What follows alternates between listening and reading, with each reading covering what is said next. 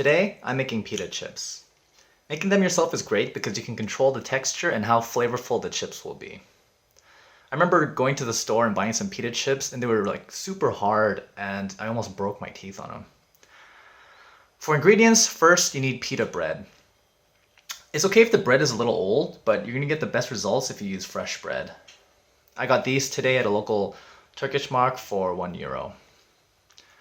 Over here we have cooking oil. I like using olive oil, but it does have a low smoke point and everyone will tell you don't use olive oil. I like the fruity flavor of olive oil, so I use it. But I also have some sesame oil here too. I'll give it a try and see how it tastes. It'll definitely fry better. And just use whatever frying oil you have. And for the seasoning, here I have salt, pepper, and sumac. Sumac is pretty necessary here. It has a nice fruity aroma and it'll take your chips to the next level. If you haven't heard of this, go out, get some, go out of your way for it. It's also great in salads, not just for these chips. All right, let's get started. I'm making these chips today to go with the salad that other people are bringing. So I'm gonna go for a slightly larger size.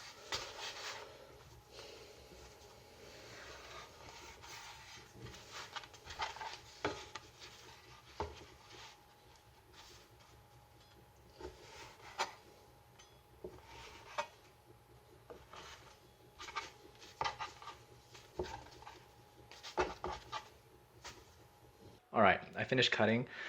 I did a lot here because I'm going to a party today, but you can do much less. Now we need to heat up our cooking oil. I'll start with the sesame. I'll use olive later. Alright, so you want to turn your heat to, I have it set to medium right now.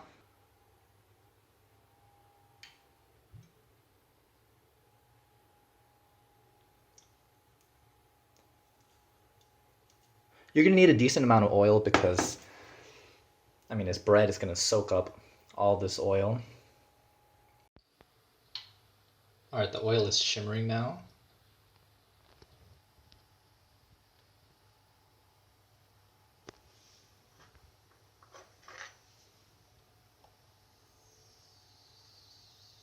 My chopstick bubbles when I put it in. So I'm going to start the first batch.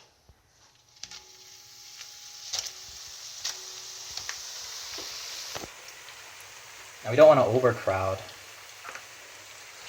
the pan. So they're pretty soft, they're getting crispier. And because these are so thin, they're going to burn very quickly. So you want to pull them out when they're golden. They'll still darken a little bit because of the residual heat. So don't worry, don't think, oh, my chips aren't crispy enough. That's usually not the case. This can go for a little longer. Yeah, when it comes to this color, this is done. They should be about this color. You want to season them immediately because the hot oil will help the spices stick to the chip. So I'm going to go in with, oh god. So first with the salt, the pepper,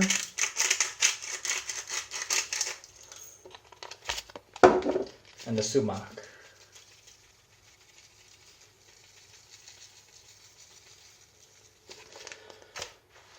Let those cool and just rinse and repeat. Move on to the next batch.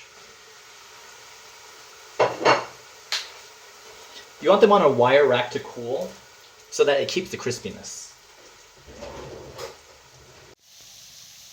You don't want your oil too hot for this. It's very easy to think, oh, I'm just going to, it'll take so long if my oil isn't really hot, but you don't need a super high heat. You should only go like maximum medium.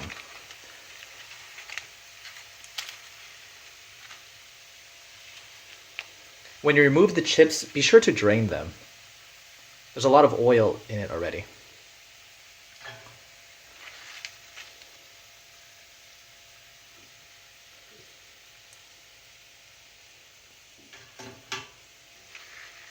Try to use just the large pieces of bread The smaller pieces of bread will just stay in here and get burned. And the oil won't taste so good after that. I ran out of oil, so I'll put some more. And you don't have to put too much oil either. You can do like small batches at a time.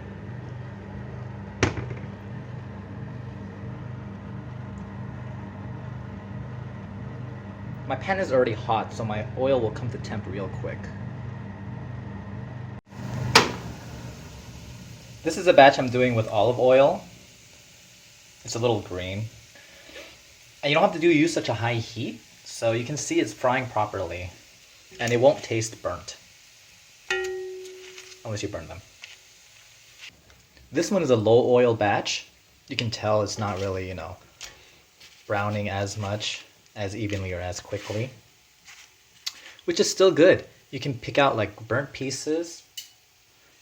And you can really soak up like every little last bit of oil. So if it's your last batch, then don't use too much oil. Just put little bits of oil at a time.